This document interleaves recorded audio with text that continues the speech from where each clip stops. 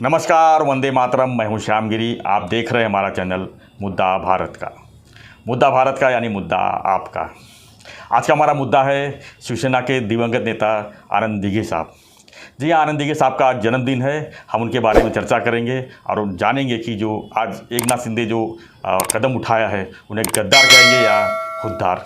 इसी पर चर्चा करेंगे हमारे सहयोगी अनिल थत्ते जी से। थत्ते जी जो है दिघे साहब के एकदम खास मित्रों में से एक है और उनके बारे में काफ़ी जानकारी है।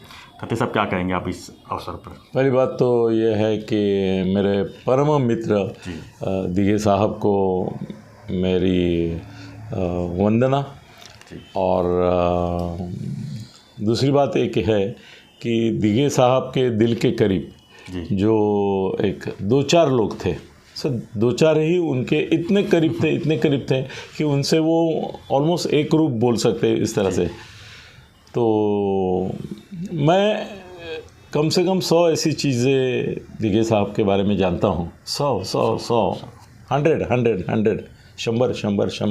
कि जो दुनिया को शायद मालूम है या नहीं है। जी, ऐसी बहुत है सर।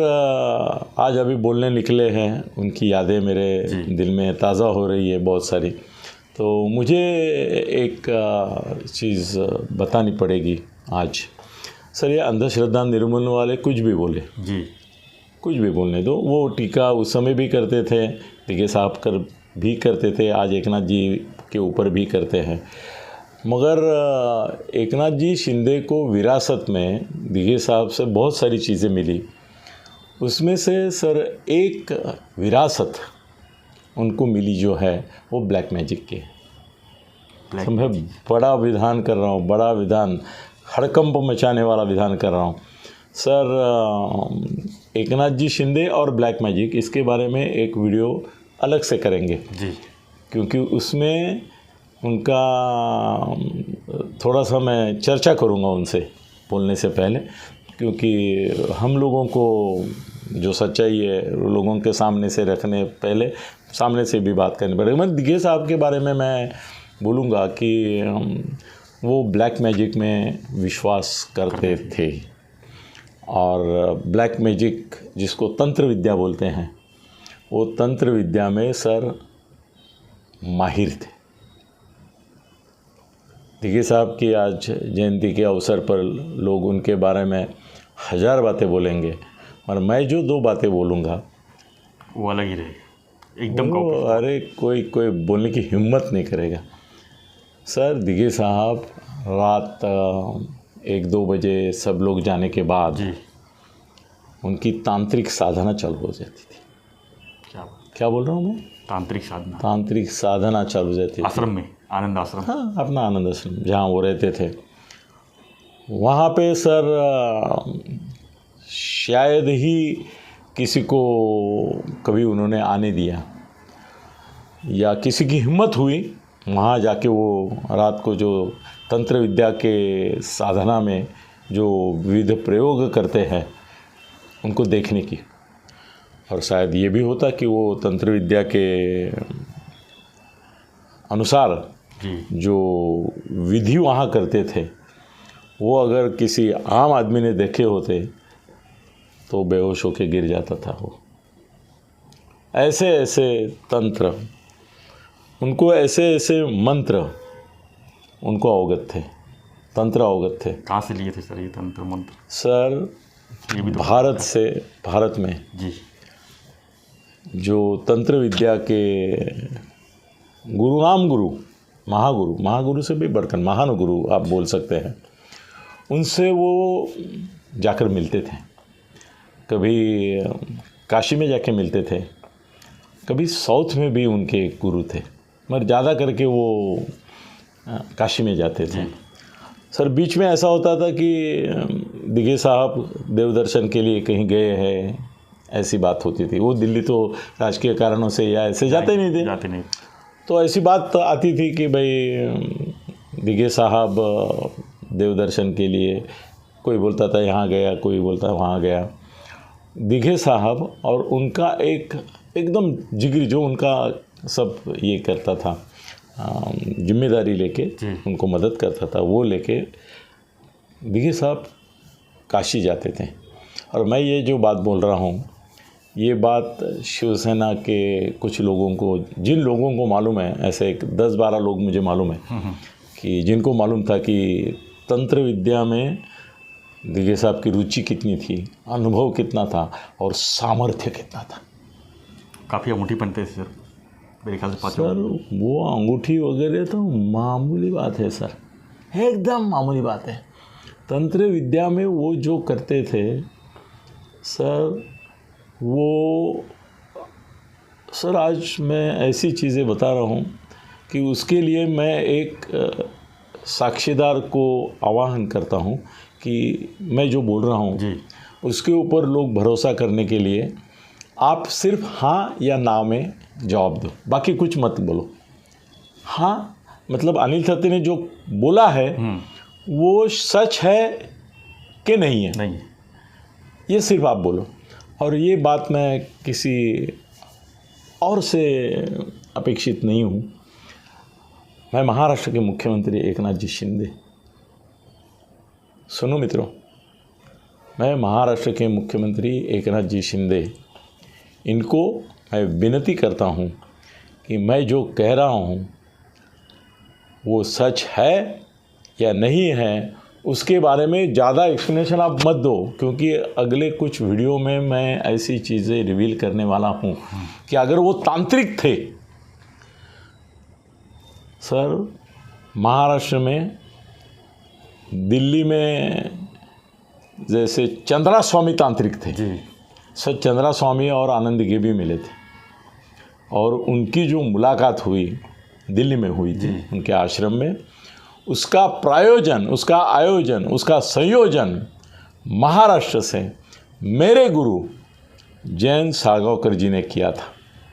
क्या बात है सर, जयंत साळगावकर जी और चंद्रा स्वामी बहुत गहरे दोस्त थे और उनकी दोस्ती का कारण था तंत्र विद्या। तंत्र विद्या सर, ये तंत्र विद्या में मैं तांत्रिक नहीं हूँ, मैं मांत्रिक नहीं हूँ, मैं यांत्रिक हूँ मगर मैंने ऐसे ऐसे कारनामे दुनिया में ये तांत्रिक लोगों के देखे हैं कि मैं अगर बोलने जाऊँ तो ये अंधश्रद्धा वाले जो है वो हथकड़ी लेके ही मेरे पीछे पड़ जाएंगे। मगर मैं जो बोल रहा हूँ मित्रों, आँखों से देखा है, सिर्फ कानों से नहीं सुना है। आँखों से देखा है, सिर्फ कानों से नहीं सुना है, और जिनके मुंह से सिरा है सर, वो ज़िंदगी में एक शब्द भी झूठ नहीं बोलेंगे, ऐसे बड़े महात्मा लोगों से सुना है। तांत्रिक विद्या के महात्मा जी, सर, जयंत साळगावकर जी की तांत्रिक विद्या, इसके बारे में हम अलग से एक वीडियो बनाएंगे सर, कितने वीडियो बनाने अपने बाकी हैं। मगर जब दिघे साहब ने मुझे बोला कि आज की तारीख में सबसे बड़े भारत के तांत्रिक, जिनको इंदिरा गांधी भी मानती थी सर, इंदिरा गांधी भी मानती थी सर, इंदिरा गांधी जितना तंत्र विद्या में विश्वास, अरे तो अंधश्रद्धा वालों, तुमको मालूम है कि नहीं है कि इंदिरा गांधी जितना तांत्रिक विद्या पे भरोसा करती थी उतना देश का कोई पंतप्रधान आज तक नहीं। वो वहाँ तक उसकी मान्यता थी कि देवरहा बाबा, आपने नाम सुना, जो पेड़ पे बैठते थे और लात मारते थे, याद है आपको?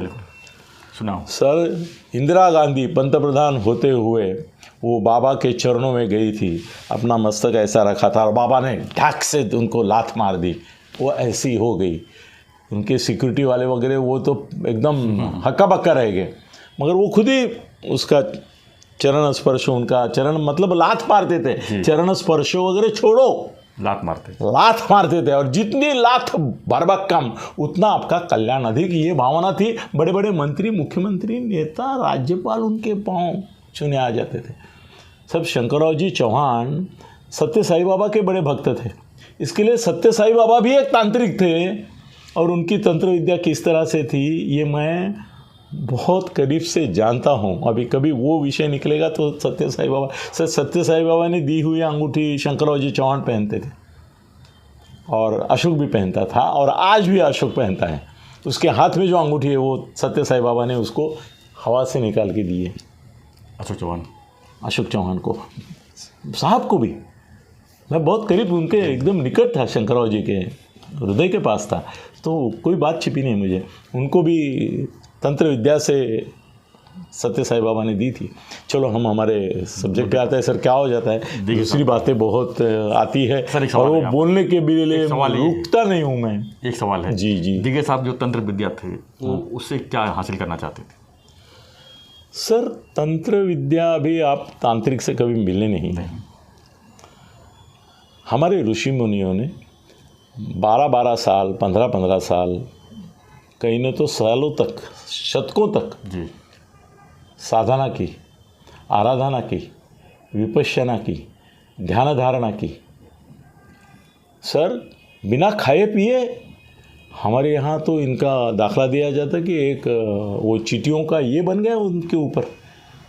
12 साल एक जगह बैठे रहे वो, न खाया न पिया। ऐसा भी है कि नहीं कहानी है।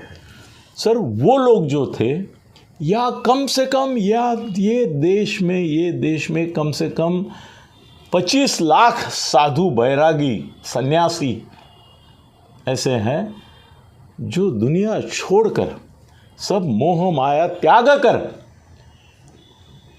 कहाँ कहाँ पे डेरा डाले हैं, हिमालय की गुफा में बैठे हैं। उनको देखने नहीं कोई जाता, मिलने नहीं कोई जाता, गुफा में बैठे जप जाप कर रहे हैं, अपनी एक अलग आध्यात्मिक जीवन ही जी रहे हैं। सर वो क्या हासिल करना चाहते हैं? उनको क्या मंत्री बनना है? नहीं। उनको कुछ बनना है, छोड़ो ऐश्वर्य प्राप्त करना है, क्या करना है? सर इनमें से तो आज तक मेरे ख्याल से लाखों तो हिमालय में गए, कुटिया में या किसी गुफा में जब जाप के लिए, तांत्रिक मांत्रिक साधना के लिए, आराधना के लिए बैठ गए, और वहीं पे बर्फ़ में लुप्त भी हो गए। उन्होंने क्या पाया, क्या खोया? सर वो हिसाब आपके जो आम आदमी हैं उसके मन में आता है कि ये करून मिळवलं काय, मिळवलं काय? सर उनको साक्षात भगवान की प्राप्ति हो गई। और भगवान की प्राप्ति होना मतलब भगवान नाम का कोई एक मूर्ति नहीं है वो जो हाथ में आता है, सब भगवान के साथ एक रूप होना। जी। आप कल ज्ञानेश्वर के बारे में भी पूछ सकते हैं कि उन्होंने जीवंत समाधि ली, क्या मिला? अरे वो समाधि का कारण था उनको भगवान के साथ एक रूप होना था, करके तो इतनी कम उम्र में उन्होंने समाधि ली। जी। सर जैन मुनि आज भी करते हैं ना, आप बोलते क्या मिलता है उनको? आत्मक्लेश करते हैं सर, 21 दिन, 81 डेज, 101 डेज करते कि नहीं उपासना? सब पानी का बूंद नहीं लेते, क्या मिलता है उनको? तो ये सवाल आप मत पूछो कि दिगे साहब को क्या मिलता था। सर उनके आत्मा को एक शांति मिलती थी। ये परमात्मा की साधना जो होती है सर आत्मा के लिए होती है। परमात्मा साधन है, साध्य आत्मा है, आत्मा की शांति और आत्मा के लिए परमात्मा की अनुभूति, यही इसका कारण रहता है। सो इसमें साध्य साधन ऐसा कोई चीज़ नहीं रहता। तो दिगे साहब जो भी करते थे वो उनका खुद का आत्मा जो है वो परमात्मा से जुड़ जाता था। सर अभी ये अंधश्रद्धा वाले ने बहुत घोल करके रखा है। सर दिगे साहब को जमीन से 6 इंच ऊपर उठाया गया, वो बैठे हैं ऐसे, पद्मासन बोलते हैं, आपको मालूम होगा, पद्मासन डाल के बैठे हैं और ज़मीन से 6 इंच ऊपर है, ऐसा देखा हुआ एक आदमी मुझे मालूम है। और दिगे साहब को मैंने पूछा कि आप ये जो सर हठ योग आपने सुना है? जी बिल्कुल सुना है। सर दिगे साहब हठ योग के बारे में बहुत जानकारी नहीं, अनुभव रखते थे। मैं एक बार उनको बोला, सर मेरे उनके संबंध खाली ये राजकीय और ये नहीं थे सर, आध्यात्मिक थे। सर महाराष्ट्र के अध्यात्म में जो मानदंड माने जाते हैं ऐसे कई लोग, गुरु, महागुरु, महात्मा, धर्मात्मा, संत, सज्जन, मतलब संत, सत्पुरुष, इनसे मेरा जो संबंध है उसके बारे में जिस दिन मैं बोलना जाऊँगा लोग बोलेंगे तुम पॉलिटिक्स के लिए बोलना ही बंद करो, तुम इन्हीं लोगों के ऊपर बोलो कि जो साधु संत है और उनके जीवन में तुम्हारा जो एक सहभाग है, तुम्हारी अनुभूति है, उसके बारे में बोलो। जयंत साळगावकर जी के बारे में भी सर मैं बोलूँगा तो लोग हक्का बक्का करेंगे। सर दिगे साहब जब वो हठ योग की साधना करते थे तो सब उनके बदन से जो आग निकलती थी या गर्मी निकलती थी, सर एक बार ऐसा भी हुआ है जो उन्होंने उस समय मुझे बोला भी था कि पास में उन्होंने एक दिया रखा था, वो बुझ गया था हवा से जी। तो उनके अंदर इतनी गर्मी पैदा हुई, ये मैं कोई ऐसी दंत कथा नहीं बता रहा हूँ सर वो जोत जल गई अपने आप। और सर अगर उनको कोई छू लेता था तो भस्म हो जा सकता था, इतनी गर्मी उनके अंदर पैदा होती थी जब वो हठ योग करते थे। सर त्राटक मतलब क्या सुना है सर, मेरे को डर लग रहा है सब्जेक्ट का, टाइमिंग का, और मेरा जो मेन विषय है वो तो बहुत दूर हो रहा है। आपने मेरे को ऐसी जगह पहुंचा दिया। मगर दिघे साहब का सर ये जो रूप है ना जी, ये बहुत थोड़े लोगों को मालूम है। उनमें से एक एकनाथ शिंदे है और एक आप है। और भी है कुछ लोग हैं, मुझे मालूम है वो कौन है वो। सो सर मैं अभी आपको बोल रहा था त्राटक मालूम?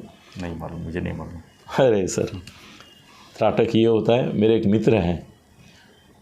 मित्रों आज ज़रा थोड़ा मेरे को अवसर दीजिए, भले मेरा वीडियो थोड़ा लंबा हो जाए ना, मैं ऐसी बातें बाद में बोलने वाला हूँ कि आप ज़िंदगी भर नहीं भूलेंगे। ऐसी कुछ बातें पॉलिटिकल है बिल्कुल, मगर ये अभी दिघे साहब का अध्यात्म रूप मेरे सिवा कौन बताएगा। और वो तांत्रिक थे, वो हठे योगी थे, ये कौन बताने की हिम्मत करेगा कोई नहीं। तो सर त्राटक क्या होता है मालूम है? सर मेरे एक मित्र आज भी है और मैं उनका सरनेम बताता हूँ, नाम बताने की उनकी परमिशन लेनी पड़ेगी। सर वो सुबह सूर्य जब उगता है तब डायरेक्ट सूर्य की ओर देखना आरंभ करते हैं और सूर्य की ओर ऐसा देखते रहते हैं। सूर्य जैसे जैसे ऊपर जाता है वैसे वैसे वो सूर्य की ओर देखते जाते हैं और सर डायरेक्ट सूर्य की ओर, इधर उधर नहीं, अविचलित आंखों से डायरेक्ट सूर्य की ओर। मतलब आप सर 1 मिनट दिखाओ मुझे, अभी जिंदा वो है मेरे संपर्क में। कल भी मैं अभी फ़ोन खोल के दिखा सकता हूँ कि कल उनका फ़ोन था मुझे। सर सूर्य डूबने तक वो सूर्य के ऊपर ऐसी नज़र रखते हैं, 1 सेकंड का फ़र्क नहीं पड़ता है, बराबर सूर्योदय से लेकर सूर्यो तक। सर 12 घंटे जो भी रहेगा, अभी कभी ज़्यादा कम रहता है, जो भी रहेगा रहते हैं। सर बाद में क्या होता है ये सुनो, और ये विद्या मैं इसलिए बता रहा हूँ कि त्र्यंबकेश्वर जाके दिघे साहब ने भी ये प्रयोग किया था। मैं बोल रहा हूँ मित्रों, वो जोशी साहब जो है ना, बस मुझे परमिशन दे, मैं आपको उनका नाम बता दूंगा। सर अद्भुतता देखो, ये अंधश्रद्धा वाले हैं ना, बागेश्वर बाबा के पीछे पड़े भाई। एक शक्ति होती है जिससे आप अनजान हो। सर हवा बोलते हैं, हवा दिखाई नहीं देते, मतलब हवा नहीं क्या, भगवान है कि नहीं है ना। सर वो उसके बाद क्या करते हैं वो, ताकि मैं खाली दिघे साहब का रेफरेंस दूंगा कि दिघे साहब भी वही कर सकते थे और करते थे। सर वो जो मेरे जोशी करके मित्र है, चलो नाम बता देता हूँ, रहा नहीं जाता मेरे से। सर वेंकटेश जोशी,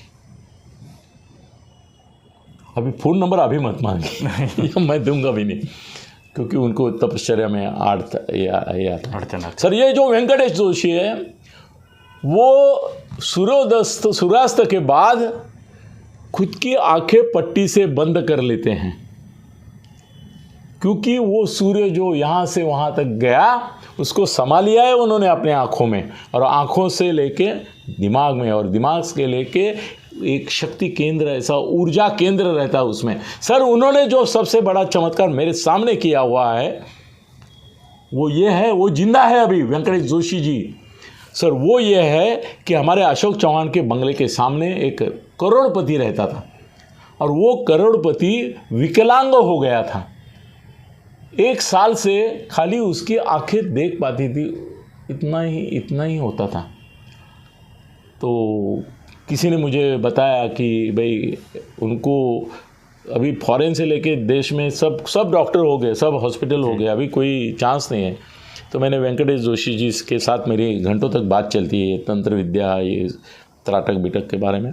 तो मैंने बोला ऐसा ऐसा एक है, मेरे दोस्त का दोस्त है वो, तो क्या आप उसके लिए कोई इलाज कर सकते हैं? तो बोले अगले ये मुहूर्त वगैरह रहता है उसका, ऐसे कभी जाके बैठे ऐसा नहीं होता है, उसका भी एक समय रहता है। उस दिन मैं ये करूँगा। और उन्होंने सर जहाँ पे किया उससे 1 किलोमीटर 2 किलोमीटर अंतर पे हम लोग एक छोटे से होटल में रुके रहे। वो एक पत्थर पे जाके बैठे, पूरा रात भर उन्होंने हमें दिन भर ये किया, आँखों पे पट्टी बांध दी। फिर हमने उनको पट्टी के साथ गाड़ी में डाल के वो आदमी के पास लेके गए जी। हम सबको बाहर निकाला उन्होंने, पूरा अंधेरा रूम में किया। और फिर आगे कम से कम मेरे ख्याल से रात 10 बजे से, अंधेरा था पूरा, 10 बजे से सुबह सूरज उगने तक वो उसके साथ रहे।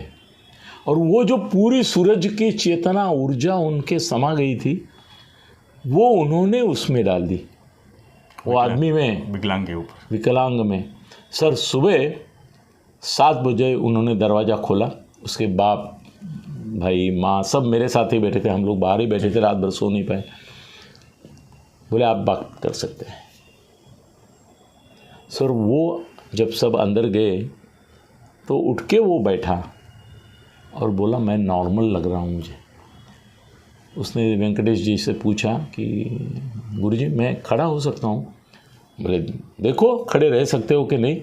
सर जो आदमी 1 साल से यहाँ का वहाँ नहीं हो सका था वो उठ के खड़ा हुआ, उसने गुरुजी के पाँव छुए, अपने माँ बाप के पाँव छुए। सो रोने का कोई ये नहीं था, इतना रोए।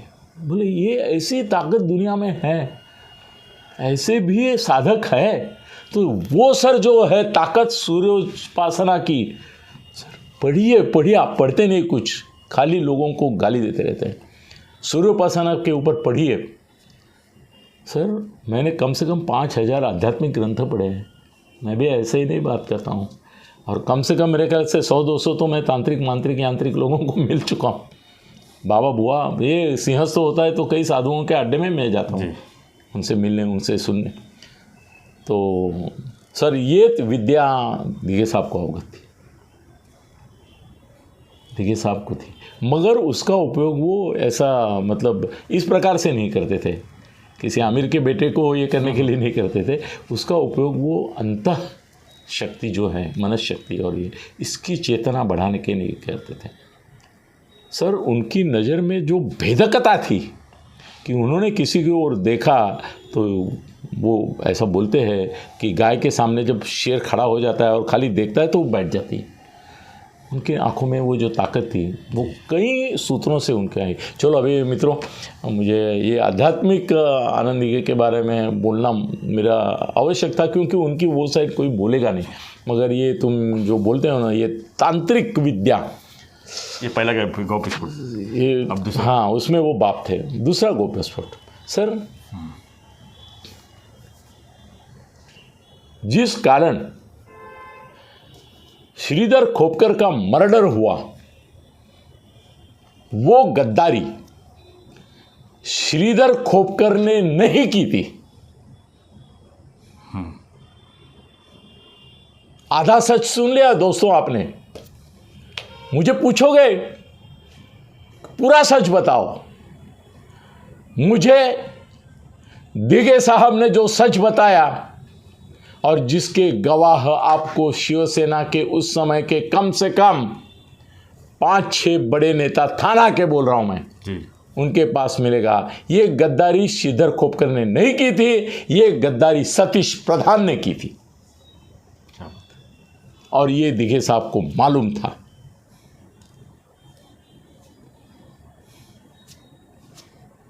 सर कुछ लोग, सर कुछ बातें आज बोलूंगा, कुछ नहीं बोल पाऊंगा, यही बताना बड़ी बात है सर, बिल्कुल अपने में। और दिघे साहब को ये मालूम था, ये बताना और बड़ी बात है।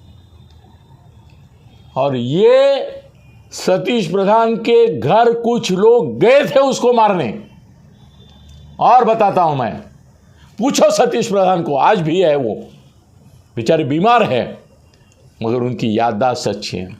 आप सतीश प्रधान जी को पूछो कि जब ये गद्दारी का सब मामला हुआ और गद्दाराना क्षमा नहीं, ये नवाकाल को जब उन्होंने इंटरव्यू दिया, तब सतीश प्रधान घर से बाहर निकलने की हिम्मत क्यों नहीं करते थे और उनके ऊपर हमले की कोशिश हुई थी क्या नहीं?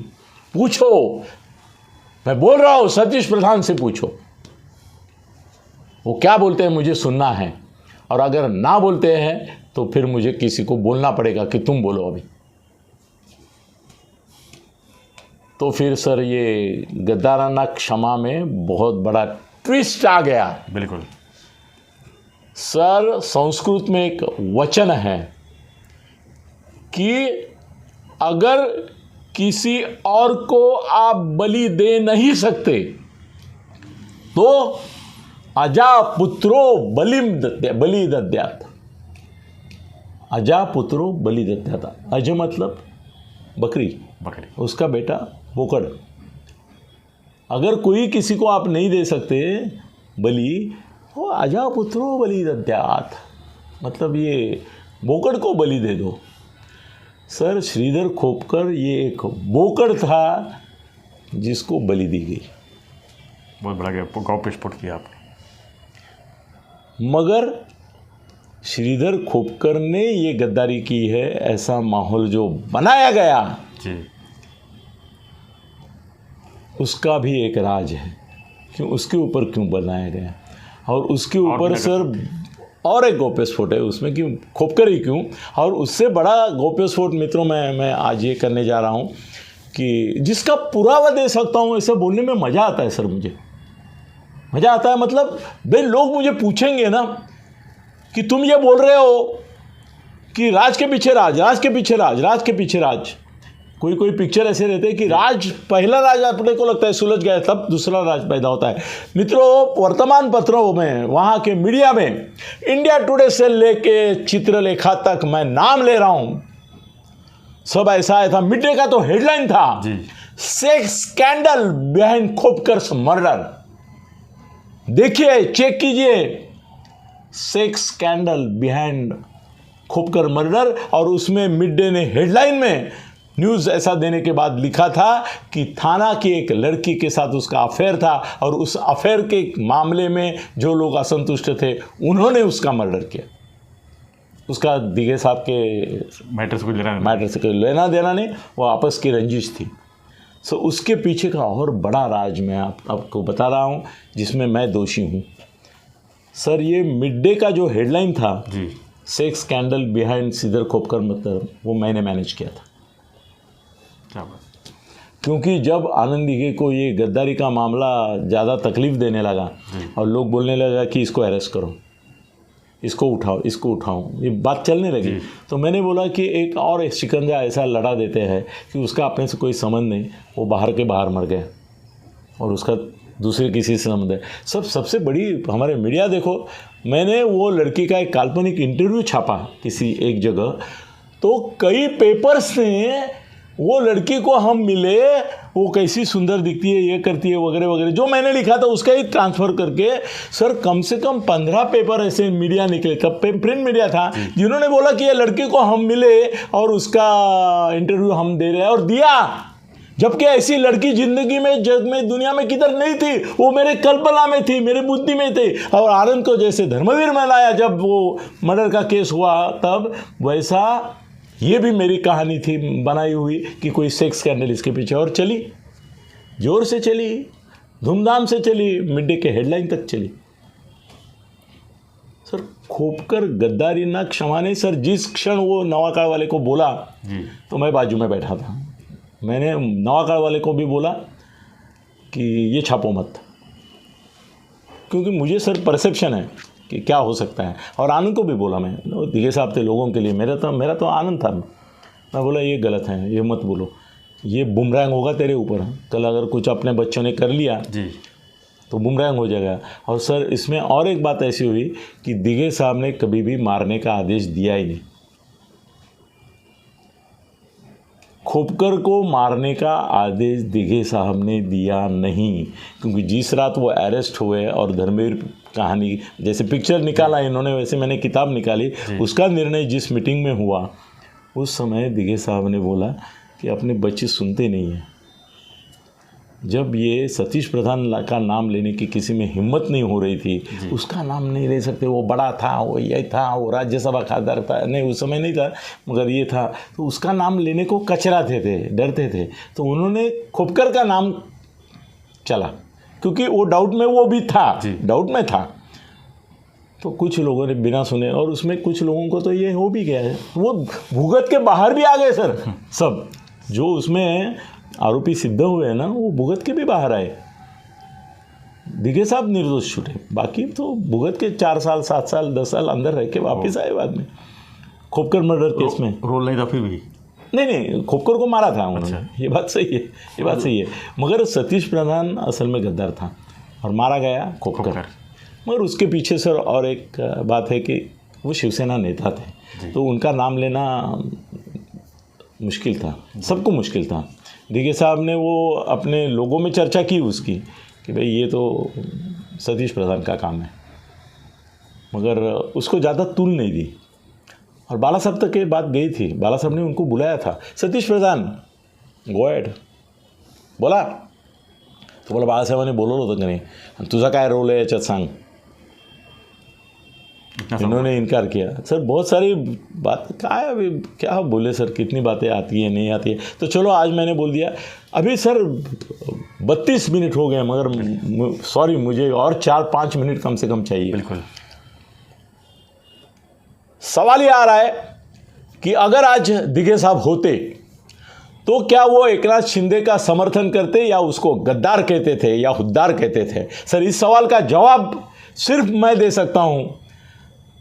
धर्मवीर पिक्चर आपने जो देखी जी, जिसमें शिंदे साहब ने दिघे साहब को एक परम शिष्य के रूप में पेश किया है बाला साहब के सामने, सर वो आधा सच है। पूरा सच क्या है? सर पूरा सच ये है कि आनंद दिघे हमेशा ये महसूस करते रहे कि जैसे उद्धव को दोष देते हैं एकनाथ शिंदे कि मेरे ऊपर इन्होंने अन्याय किया, इन्होंने मुझे दबाने की कोशिश की, इन्होंने मुझे कष्ट साइज करने की कोशिश थी। ये शिकायत किसकी है? एकनाथ जी की है। किसके बारे में है? उद्धव के बारे में है। वही सेम टू सेम शिकायत हम जो दिगरी दोस्त थे उनके, दिघे साहब के, उनके पास दिघे साहब हमेशा करते थे। मगर उस समय बड़ा बलवान, तो उस समय ये माहौल नहीं था, ये परिस्थिति नहीं थी। महाराष्ट्र में बीजेपी का इस तरह से अल्टरनेटिव उभर के महाशक्ति, एकनाथ जी के शब्दों में महाशक्ति के रूप में उभरना, तब तक ये नहीं हुआ था। और जिसको हम बोल सकते कि उनके संबंध अच्छे थे। सर नवरात्र को आडवाणी से लेके सब कुछ आए हैं ना? आए थे। कौन नहीं आए? मैं भी जानता हूँ सर, मैं था ना। तो उनके अच्छे संबंध थे। मुझे उसके बारे में सर और कितने गौप्यस्फोट बीजेपी के नेताओं के साथ उनके क्या संबंध थे क्या बोलूं। तो सर आज की तारीख में एक ही मैं कॉन्फिडेंस से बोलता हूं, एकनाथ जी के पीछे चट्टान की तरह, शिंदे साहब के पीछे चट्टान की तरह धर्मवीर आनंद दिघे साहब खड़े हो जाते थे, क्योंकि पहली बगावत दिघे साहब के खिलाफ बाला साहब ने की थी। उन्होंने संजय राउत को बताया, Sanjay you are the witness, तुमने ये बात मुझे भी कही है और सिर्फ कही नहीं, तुमने प्रिंट की है, लोक प्रभा में तुम्हारा इंटरव्यू छापा है संजय। उसमें बाला साहब ने बोला है कि आनंद दिघे एक साधा शिवसैनिक होता, तो शिवसैनिकच राहिला असता, पण अनिल थत्तेंनी त्याच्या डोक्यात हवा भरले आणि त्याला दिघे साहेब आणि बाळासाहेब होण्याची स्वप्न पडायला लागली। सर बाला साहब कभी भी उनको धर्मवीर कहने के पक्ष में नहीं थे। उन्होंने एक बार ये भी बोला था कि, किसको बोला था सर? मेरे को बोला था जब मैं बैठे थे 4-5 नेता, नाम ले सकता हूँ सर, उनमें से 2 नहीं है, अभी 3 नहीं है, 2 है। जब मैं अंदर गया तो मेरे को प्रवेश था उनके घर में, अलग नाता था मेरा, वो भी बोले ए आले आनंद दिघे अण्णा दिघे साहेब आणि धर्मवीर बनवणारे हे कर्मवीर आले, मतलब उपहास उपहास उपहास। तो मैंने थोड़ा सा नम्रता से उनको बोला, मैं बोला सर एक बात आप याद रखिए, जब बच्चा बड़ा हो जाता है या कुछ हो जाता है तो बाप को अभिमान लगता है। मुझे ऐसा लगता है कि दिघे साहब हो रहा है, धर्मवीर हो रहा है, इसके लिए आपके मन में दिल में भी अभिमान ही होना चाहिए, और वो है, मैं जानता हूँ। आप मेरा मजाक उड़ा रहे, आप दिघे साहब का मजाक नहीं उड़ा रहे, मेरा मजाक उड़ा रहे, ऐसा बोल के मैंने वो पूरा चैप्टर चेंज कर लिया। मगर सर उनको धर्मवीर बोलना इनको पसंद है। जैसे अभी अजीत दादा पवार का जब ये हुआ कि धर्म स्वराज्य रक्षक या धर्मवीर, सर उन्होंने तो क्लियर कट बोला था धर्मवीर मत बोलो, हमको पसंद नहीं आता था। दिघे साहब भी बोलना पसंद नहीं आता था। मैं बोला हूँ एक बार इसके पहले प्रकाश परांजपे की कहानी की, प्रकाश परांजपे गया और उसने बोला दिघे साहब मला म्हणत होते, बाळासाहेब ने असा तीक्ष्ण नजरेने पहले कोण म्हणत होते, कोण कोण कोण नाही दिघे साहेब, शिवसेनेत साहेब एकच बाळासाहेब, कळलं, चल लिख, हकाल दिया उसको, साहेब बोला करके। तो सर ऐसा विद्रोह जो है वो दोनों तरफ से हो रहा था। अब कालाय तस्मै नमः कि उस समय ऐसा समय नहीं आया कि ये बगावत खुलकर सामने आ जाए, और उसके लिए सिचुएशन नहीं थी। मगर आज एकनाथ ने जो किया, एकनाथ जी ने जो किया, वो भी मेरे दोस्त होने के कारण कई बार हम आपस में वैसा ही बोलते हैं, एकनाथ जी ने चुप किया, उसके पीछे चट्टान की तरह आनंद जी खड़े होते थे और बोलते थे ये गद्दार नहीं, ये हुद्दार है, ये गद्दार नहीं, ये हुद्दार है, और वो हुद्दारी है, रहेगा और इसी नाम से जाना जाएगा। धन्यवाद। धन्यवाद तत्ती जी, धन्यवाद धन्यवाद। तो हम चर्चा कर रहे थे दिघे साहब के महानता के बारे में, दिघे साहब के पीछे के मतलब उनके बैकग्राउंड के बारे में कि जो गौविस्फोट तत्ती साहब ने किया, और हम जो उनके जन्मदिन पर उनको नमन करते हुए उनके बारे में बिल्कुल अभिवादन। और आपको हमारा वीडियो कैसा लगा हमें जरूर कमेंट बॉक्स में लिखिए, और जो तत्ती साहब ने जो एक पॉइंट बोला है उसके ऊपर भी ध्यान से, अगर आपको आप उसके बारे में कुछ सजेशन देना चाहते हैं तो कमेंट बॉक्स में जरूर लिखिए। देखते रहिए। और मैंने एक शब्द भी झूठ नहीं बोला, और जो भी बोला है वो सिद्ध करने में ताकत रखता हूँ मैं। धन्यवाद धन्यवाद। जय हिंद, जय भारत।